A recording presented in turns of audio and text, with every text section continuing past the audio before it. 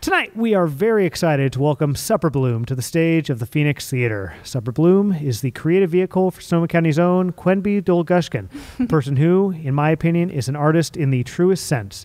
Tonight, we'll get to know them as we learn about their method, their inspirations, their intentions, and later, they will do a performance. Please welcome to the program, SupperBloom. Thank you so much. Thank you so much. This is very exciting. I saw you perform Under This Mantle a month ago, and I was so grabbed by it that I sent you a message a couple days later, and here we are. It's a very unique thing. This is not the sort of thing you would normally see just in terms of like the shows that we have on this stage or at the Arlene Francis where I saw you perform. You do a performance tonight, and it's a 10-minute thing, and I would just love it if you could just describe, just as the foundation setter for our conversation, describe what exactly you did as part of that performance. So the piece is about a spider, and really I just I went off of just being really inspired by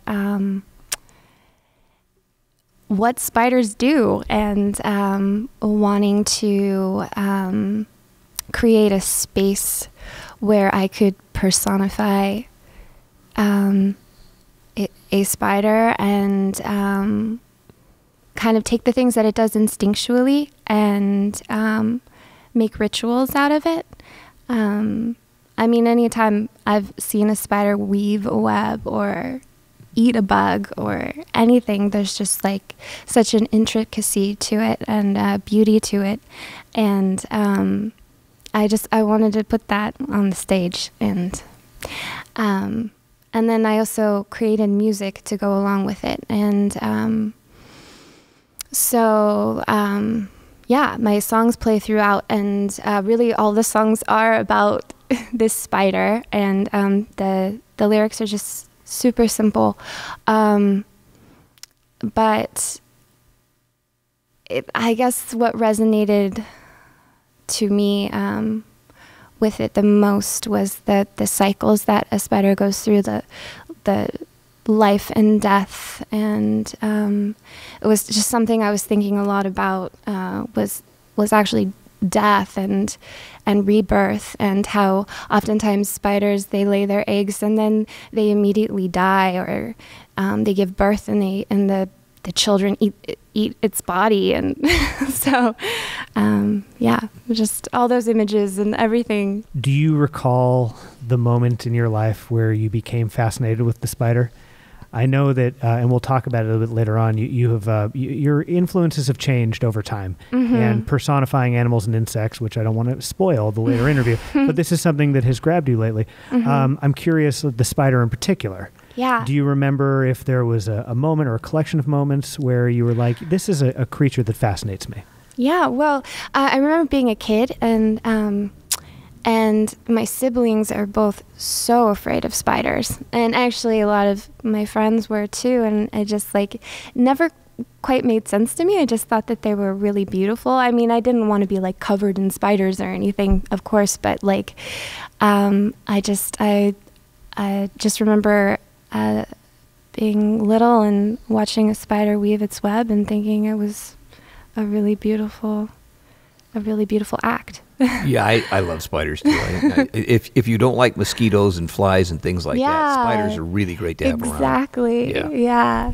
So you would both say that this is a misunderstood insect. Oh, yes. I think so. Yeah. Absolutely. It's so feared. So I take that you have then sympathy for the spider. Yeah. I was actually going to say, I just remembered when I was little, my uncle just hated spiders, and there was this big, scary looking one. He grabbed it and he put it in a jar, and he just let it suffocate. It sounds terrible. He just let it suffocate to death. And I was just so disturbed. I was like, I just couldn't believe we're so big, and we're probably the scariest thing on this planet. Yeah. Let's be honest, we are. And I just couldn't believe the irrational fear and the absurdity of like watching this tiny little thing die because you're afraid of it. This project, SupperBloom, feels very culminative to me anyway, as far as like watching you and your artistic path. You mentioned to me that you've been putting some thought into like the personal story arc of yourself as an artist. And could you tell us a little bit about that path? Because I mean it when I said it earlier about how I feel like you're an artist in the truest sense. I've gotten to work with you on a couple things, and this is the third time that we've collaborated on it. And every time it's just fascinating to watch you, and it's just a pleasure to watch you. Thank you. And I think part of that is because you think very deeply about how you present and how you perform and how you process, and you've been thinking about that lately, and I would love it if you wouldn't mind sharing with us some of that path. Yeah. Thank you. I'm grateful for the opportunity to talk about it. I started in theater. That was around 15. I became part of a theater troupe. It was for teens. And previous, I had some theater experience, but it kind of left me like, I don't know, like it was lacking something. But I got introduced to the Agius, who are still around and amazing, and they're based out of Santa Rosa. Because as a kid, I was constantly making up characters, constantly making up stories. I lived in a fantasy world. That's where I felt most comfortable, and so my family thought I would love the theater anyway, and so then I met the Agius, and I did. I fell in love with it, and I'm so grateful for the type of theater they introduced me to, which was original works, mostly original works. We worked as an ensemble, created things from scratch. A lot of times we did adaptations of different things, myths and fairy tales, and or other stories. And yeah, I loved that way of creating. And they were never afraid of it being raw and unfinished, and always a work in progress. And sometimes, like when I was younger, I craved things to be a little bit more polished. And it made me nervous to present something in a form that didn't feel necessarily finished. But they always encouraged that exploration, that a piece is never really finished. Which I think has been integral in terms of the artist that you've become. Because I think that some people would watch this piece and they just wouldn't know how to process it, because because it's very simple, it's very raw, but that's what makes it powerful, in my opinion. Thank you. Yeah, that's what I'm drawn to, and anytime I start creating something, and the temptation to make it like this perfect, polished thing, like I don't even know if it's possible, but I have to resist that temptation. And I'd say that for me, vulnerability is kind of my driving force to be as vulnerable as I can and as honest as I can. And yeah, I feel like that's something that the Agius really instilled in me and encouraged, and it was really empowering. I definitely see the vulnerability that you put into the work that you do. Yeah. And I'm curious because it's like so tangible in your work. Have you had difficulty like stepping back into the real world and then stepping into a performance world and then stepping back in the real world when you put such an emphasis on vulnerability? I could imagine that's a very jarring thing. Yeah. That's been actually something that I feel like I've most I've come to peace with it a little bit more than previously, but it was very jarring for me. And there were performances that just left me like feeling so wrecked, and immediately afterwards, like I couldn't even make eye contact with people, and or talk about it at all. Like I just needed to like do it and then leave, and now, like more recently, I feel more comfortable with how uncomfortable I feel after I perform, because I am an introvert. I am pretty shy. Performance is something that I live for, and it's such a weird duality to like, be kind of such a shy person on one hand, and then on this other hand just have this drive to be a performer and to share with so many people in a live space, I believe that your first pieces were adaptations of fairy tales and Greek myths. Yes, yeah. And that was before you started to shape your own pieces. Yeah. Can you recall any fairy tales or Greek myths that particularly spoke to you or really grabbed you? Anything you want to share on that front, I think, is really interesting. Yeah.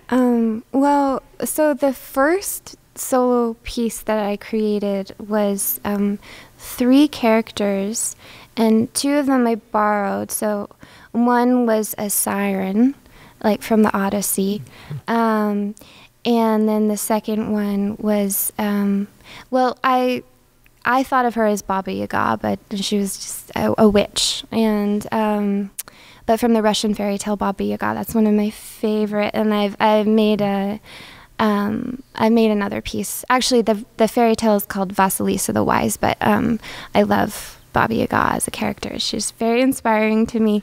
Could you go into that a little before we move forward? Yeah.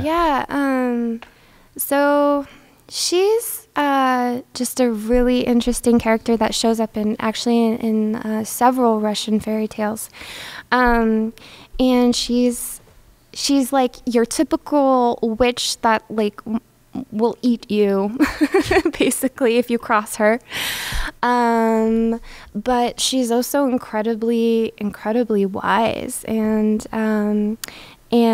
she offers up just like these like really juicy bits of advice, and she rides in a motor and pestle that flies instead of a broomstick, and her house is on chicken legs, and it travels around, and I just think she's really incredible. And then in some other stories in adaptation, she's actually benevolent and kind, but is it again because she's misunderstood that you are drawn to her? Or that she's maybe more of a nuanced character? I mean, she'll eat you, but also there's good to her. I think that I just admire how she's not apologetic about who she is. Like, she's super fierce and scary and eats people. But then normally frowned upon. She's got a heart, you know, and she's she does care, and she's magical, and I'm always drawn to duality in people and in life, and I think that's why I'm so magnetized to her as a character. So you did a piece or two based off of her?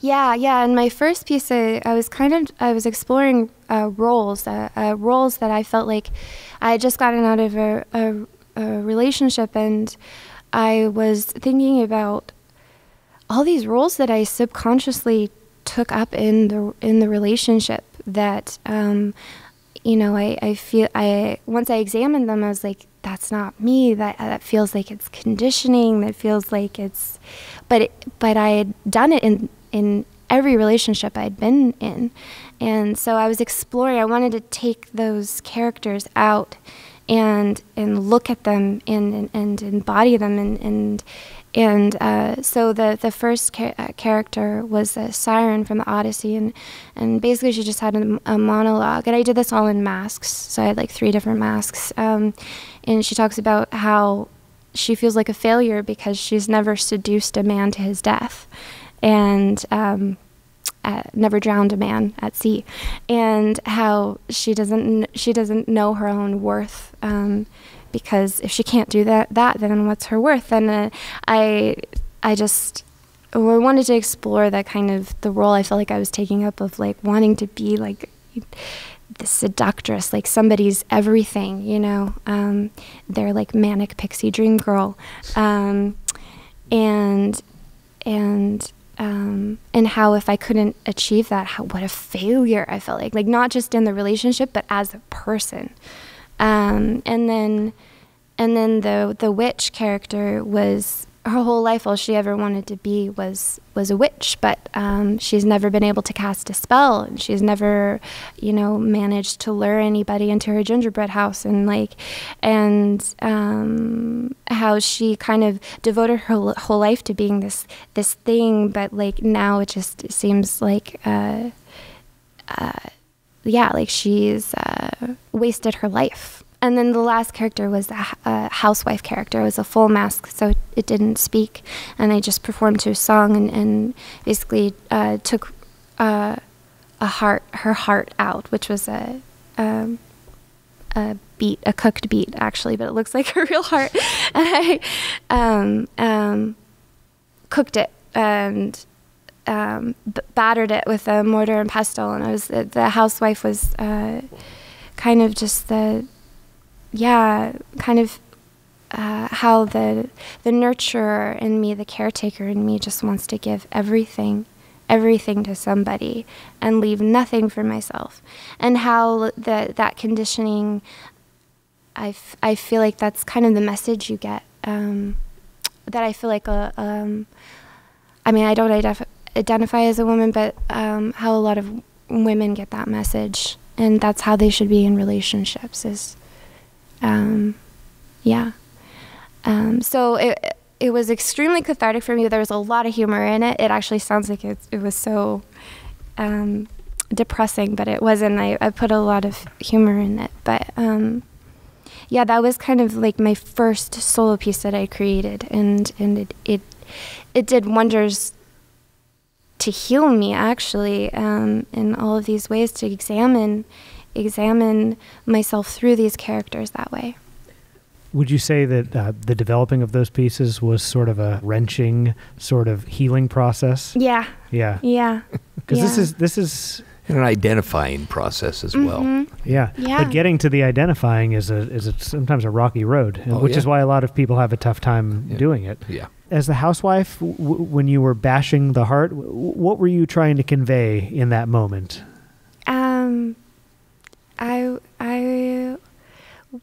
In that moment, I was trying to convey, like I have nothing else to give you but my heart. But if you want my heart, I'll take it. I'll pound it to a pulp, and I'll bake it into a cake for you. Like that's how much. I'll give you everything, basically. I love that. But it was, oh my gosh, when I would do that, every time I did that, where I take the pestle and I would beat the heart, I could feel it in my chest, like hurt so bad, and it immediately just like, it felt so good and so bad at the same time. An artist in the truest sense. Truly. I mean, that is you embodying the character. Living the experience, yeah. Do you see some of yourself in the spider? Mm-hmm. What of yourself did you put into what you do tonight? Well, we talked about the spider being like this misunderstood creature, and I guess I have a bit of that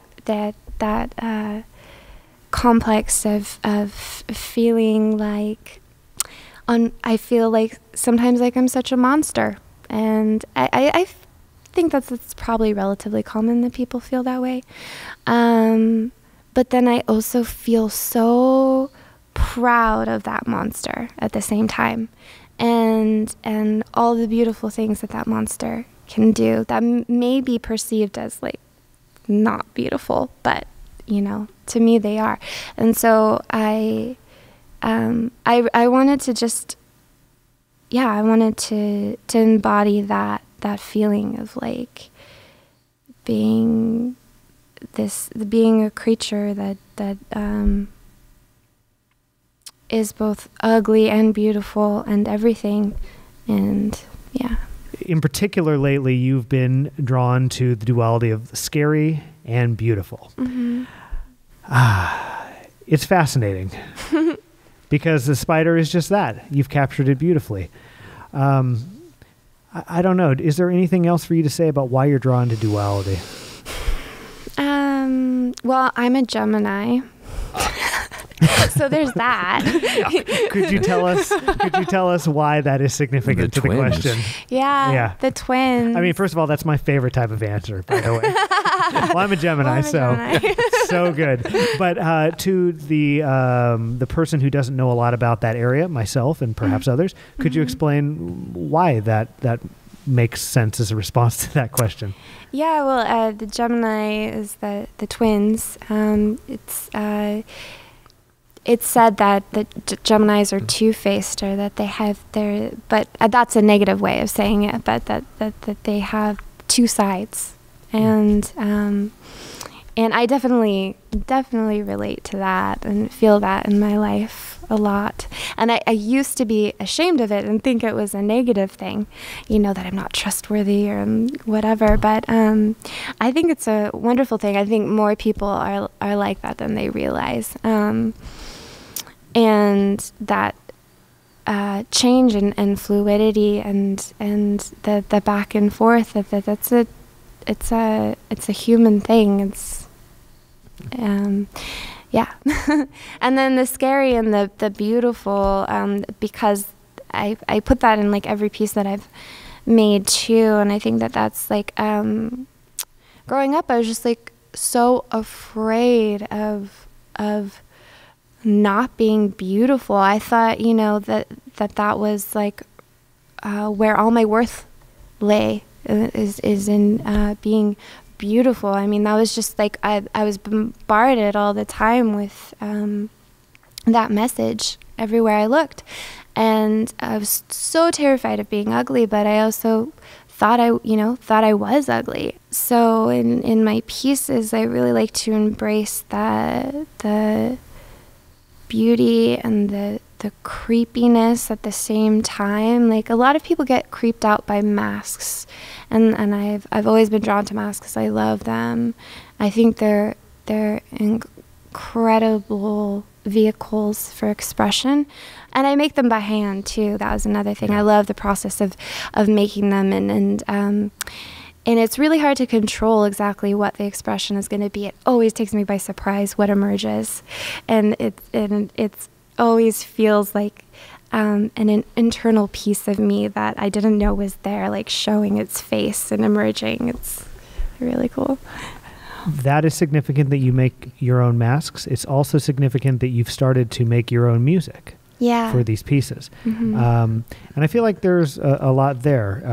You mentioned that music has been very cathartic for you, the creation of your own. Could you share a little with us about that? Yeah. Well, I've always wanted to make music. And then, even when I was little, I'd make up songs and sing them. But at a certain point in my life, I became very, very self-conscious and very ashamed of my voice. I felt resentful. It felt like it gave me away because it's so soft and so gentle. It felt like it gave me away, and people would immediately think I was someone to like take advantage of or something. Or, I got teased a lot for it too. And so there was a point where I just never wanted to use it, and so making my own music and embracing the softness of my voice and using it to actually convey strength has been so incredibly healing for me. I mean, it's another example of you using art to help get over a hurdle that had presented itself through sometimes this kind of cruel life experience that we have. Yeah. Like it seems it's totally absurd that a person would have to feel ashamed about how they look or how they sound Yeah. or how they exist, but yet it's something that is fairly universal to the human experience. Mm-hmm. And I love that not only is performing something that is necessary inside of you because of, you know, the person that you are, but also you've harnessed it in order to kind of help get over these hurdles that exist in life. Mm-hmm. And I think that's great. Thank you. Yeah. What sort of feelings do you feel like you're gravitating towards expressing in this current era of your performance life?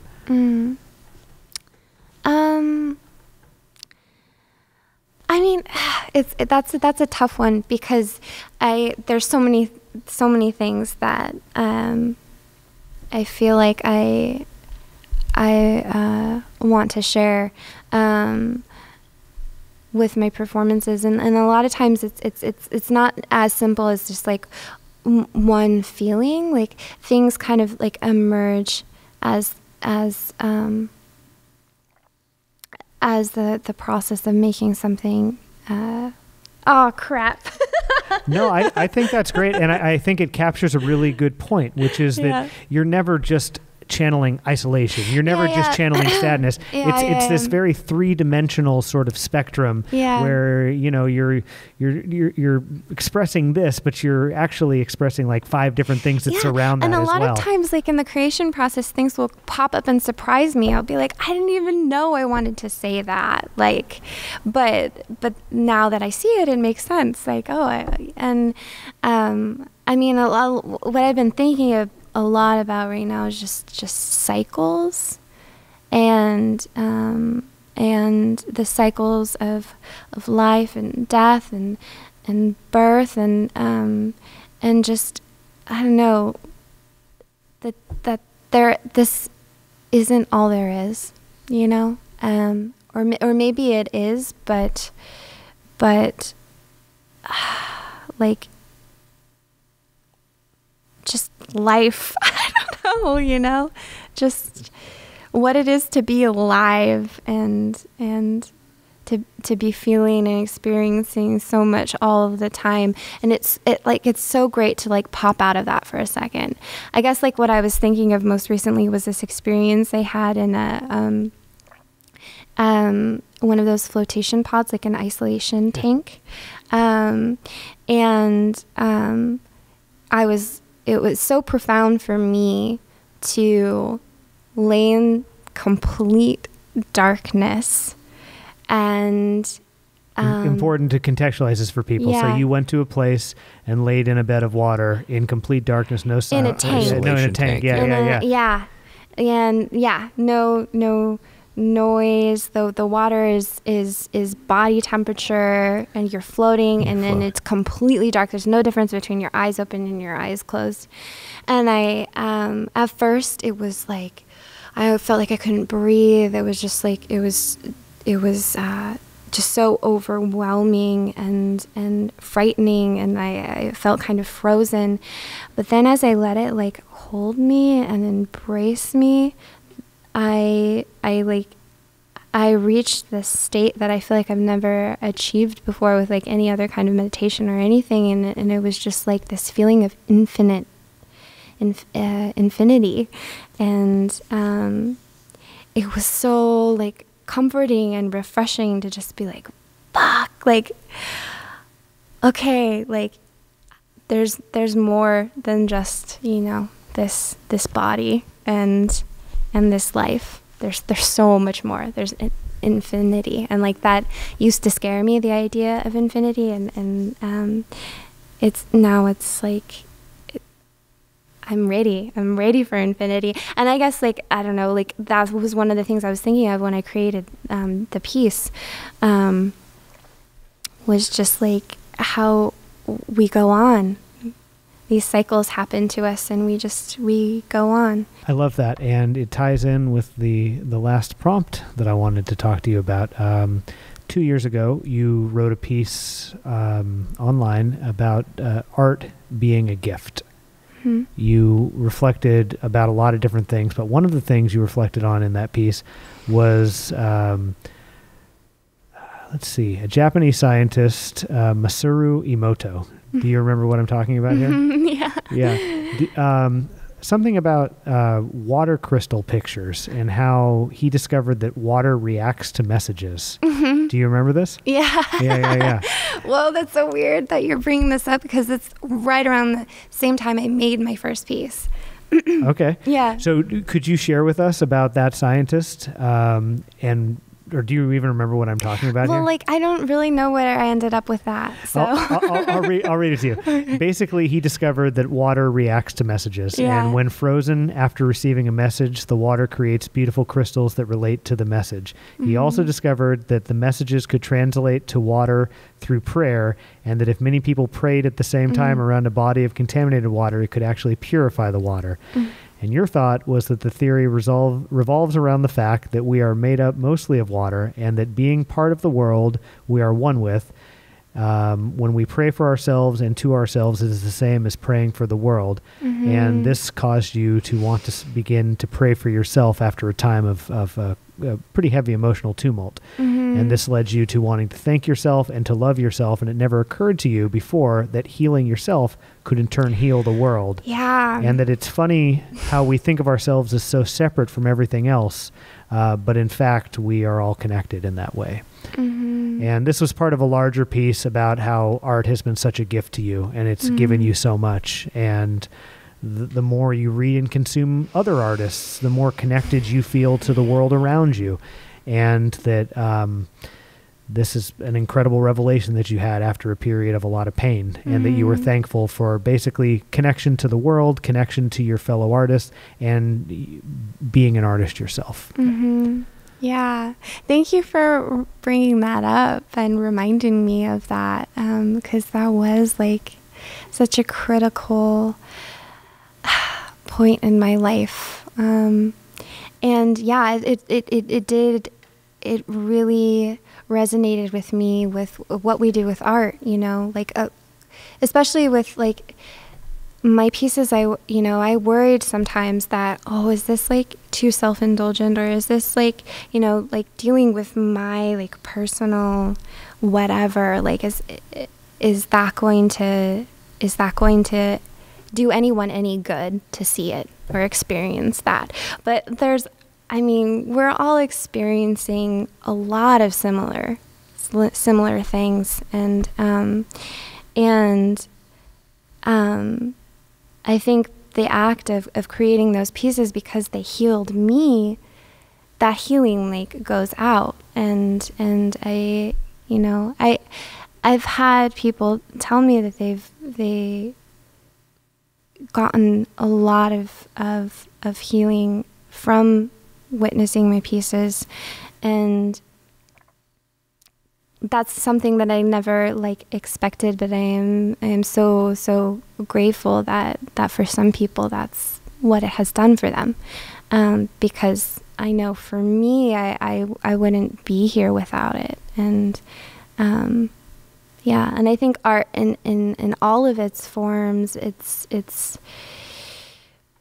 it connects us, and it allows us to communicate in other ways than just words. And I think that's really, really powerful. And yeah.